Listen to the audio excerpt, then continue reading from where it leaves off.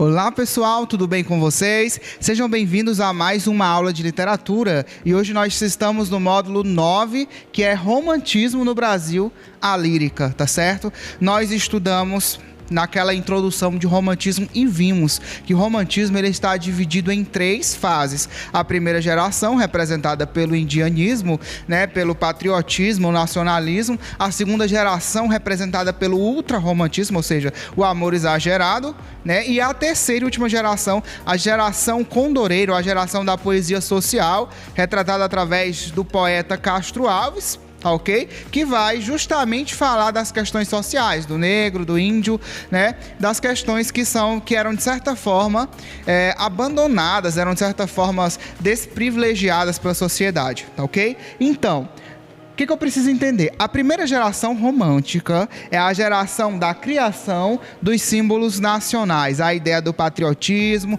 do nacionalismo, do amor pela pátria, do Minha Terra Tem Palmeiras, onde canta o sabiá, ou seja, na minha terra tem palmeiras, onde canta o sabiá. As aves que gorjeiam aqui em Portugal, elas não cantam como as do Brasil, De certa forma, a valorização da terra tupiniquim, da terra chamada Brasil, a terra vermelha. E aí, nós vamos ter logo de cara aqui o contexto histórico. Sempre que você for estudar literatura, o primeiro item que você vai estudar é o contexto histórico. Então, dentro de contexto histórico, nós estamos aqui no século XIX, certo? Vai ser, na verdade, o pré-romantismo, vamos dizer assim, vai ser em meados do século XVIII, final do século XVIII e aqui, início do século XIX, momento ao qual crise portuguesa, manobras expansionistas de Napoleão Bonaparte, no momento ao qual Napoleão Bonaparte ele vai, de certa forma, perseguir a corte portuguesa, certo? O que vai fazer com que a família real, de certa forma, fuja para o Brasil, tá? Modifica a vida na colônia, que nesse momento a colônia de Portugal era o Brasil, tá? Então agora, para a gente ver um pouquinho sobre a vinda da família real para o Brasil, veja esse vídeo agora.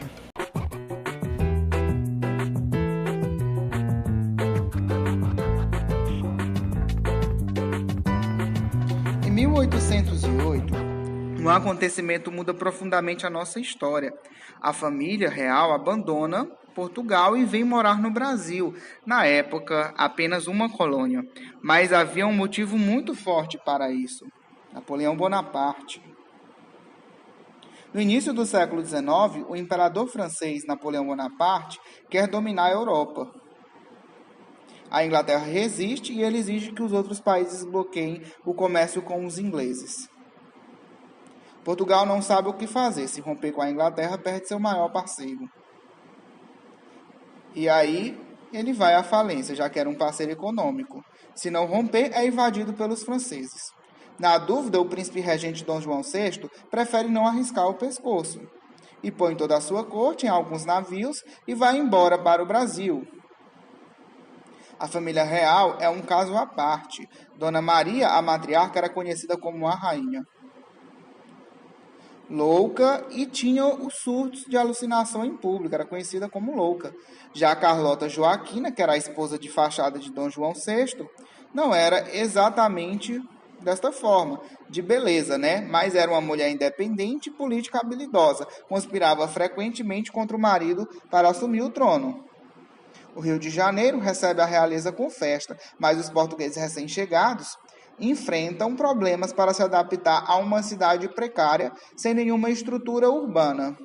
Por isso mesmo, as pessoas são desalojadas de suas casas, que passam a abrigar os quase 12 mil membros da comitiva real. Milhares de empregos públicos são criados para sustentar toda esta gente, e a política do favorecimento vira uma prática com os tradicionais rituais de beijamão de Dom João VI. O Brasil abre os portos para a Inglaterra, que em troca abre os cofres para o Brasil, alimentando assim a nossa externa dívida. Mas o dinheiro em circulação também traz melhorias para o país, Deixa de ser colônia para se tornar um reino. O Rio de Janeiro ganha áreas de cidade maravilhosa, com saneamento, ruas, calçadas e edificações modernas. O comércio e a indústria se desenvolvem, o exército e a marinha são aparelhados e a educação e a cultura florescem com a criação de escolas, teatro e biblioteca pública. Missões estrangeiras visitam o Brasil e artistas renomados se mudam para cá. Com a derrota de Napoleão, as coisas se acalmam em Portugal. Dom João VI é chamado de volta, mas deixa seu filho Dom Pedro I por aqui. Em 1822, o Brasil se torna independente de Portugal, mas continua dependente dos empréstimos da Inglaterra e do sistema escravocrata dos senhores de engenho. E o poder legislativo finalmente chega às nossas terras. A Câmara dos Deputados e o Senado são criados pela primeira vez, pela primeira Constituição brasileira, promulgada em 1824. Inicialmente elaborado por uma Assembleia Constituinte, ela tem uma obra curiosa. O texto final não agradou o imperador Dom Pedro I, que, indignado, acabou com a Assembleia. Prendeu e exilou alguns deputados e mandou escrever outra carta, inventando uma moda que seria imitada algumas vezes em nossa história.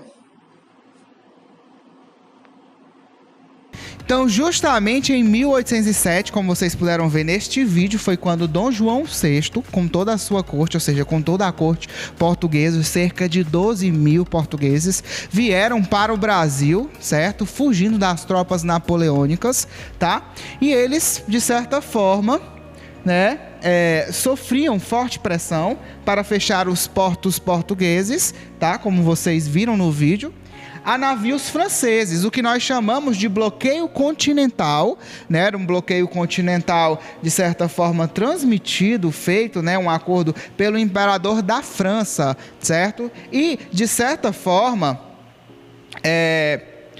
Portugal ele não queria perder a parceria com a Inglaterra, tá certo? E também ele não queria sofrer um ataque também pela França, pelo rei da França, que era o bloqueio continental. E aí, Dom João VI, ele se sentiu de certa forma encurralado, Ele não podia desagradar a Inglaterra e também não podia desagradar a França. Sendo assim, ele decidiu, junto com a sua tropa, fugir para o Brasil, que é o que nós chamamos de fuga da família real, para o Brasil. Para o Brasil. E o filho do Dom João VI era o Dom Pedro I, tá certo? Então, caso isso não ocorresse, as tropas francesas invadiriam Portugal, ok? Então foi um fato político e histórico, como vocês podem ver aqui, tá certo? Além de ideias vindas da Europa, que trouxe no século XIX também a formação da nação brasileira e a definição dos símbolos de nossa nacionalidade, tudo bem? Então, quando eu digo que essa vinda da família real, essa vinda de Dom João VI, de toda a sua corte, trouxe a formação da nação brasileira, a definição dos símbolos nacionais, significa dizer que junto com ele, junto com a sua tropa, ele veio junto também artistas franceses, intelectuais, veio arquitetos, para tentar dar uma modificada no Rio de Janeiro, Essa época aqui que ele chegou no Brasil foi justamente no Rio de Janeiro, tá certo? E ele trouxe toda a sua tropa e trouxe também artistas franceses intelectuais, aos quais, dariam um boom aí, dariam de certa forma aí uma alavancada no que se trata de arte, de arquitetura, das pinturas. Também no quesito de uma melhoria nas ruas, na pavimentação das ruas, na limpeza das ruas. Tudo isso aí, quando eles chegaram no Brasil, eles detectaram que as ruas eram mal cheirosas, As ruas tinham muito lixo espalhado, não tinham uma certa lei, não tinham uma certa organização, E foi uma missão artística, E uma missão, de certa forma, também de melhorar aí esse cenário do Brasil, tá bom? Só que nem tudo são flores, tá ok?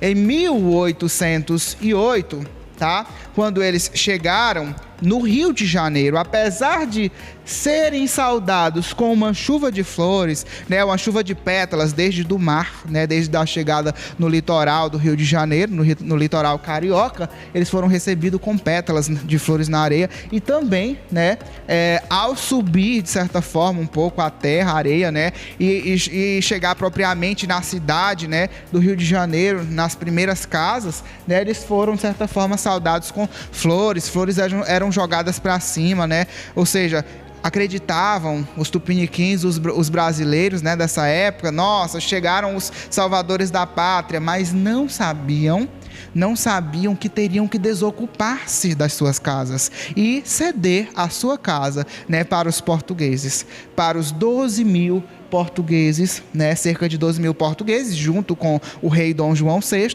Eles simplesmente chegavam na casa, né, de um brasileiro, de um brasileiro nativo, e colocava na frente da casa a sigla PR, que significa Príncipe Regente. Ou seja, o que eles entenderiam? Quando colocasse essa placa PR na porta da casa, que significa Príncipe Regente, essa família brasileira, ela deveria abandonar a sua casa e procurar qualquer outro lugar, no meio rural, e buscar a sorte, né, a sua vida de acordo com a sorte, tá ok? E aí gerou uma revolta muito grande. Como que eu sou brasileiro, estou na minha casa, aí chegam os portugueses folgados, né, porque obviamente era a corte portuguesa, né, nesse momento Brasil não é independente ainda, né? Esse é um dos fatores, essa revolta é um dos fatores que vai fazer com que o Brasil se torne independente, né? Independência do Brasil em 1822 foi acarretada por vários fatores, e essa insatisfação por essa sigla PR, que era justamente o português chegar e colocar essa sigla na porta e significar que o brasileiro ele teria que sair da sua casa para ceder a sua casa, né? Eles começaram a chamar de PR, movimento Ponha-se à rua. Ponha-se à rua, tá? Os brasileiros diziam que não significava príncipe regente, e sim significava ponha-se à rua, ou seja, sair da sua casa, tá?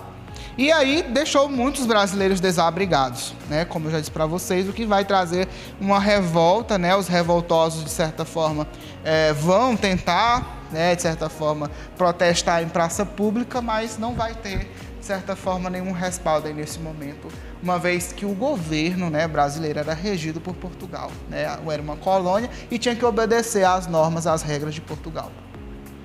A missão artística francesa, que eu já havia dito a vocês anteriormente, né, os grupos de artistas franceses que foram chefiados por Joachim Le Breton, né, eles foram, de certa forma, junto com Joachim Le Breton, nós vamos ter a presença de Tonnet e Debré, certo?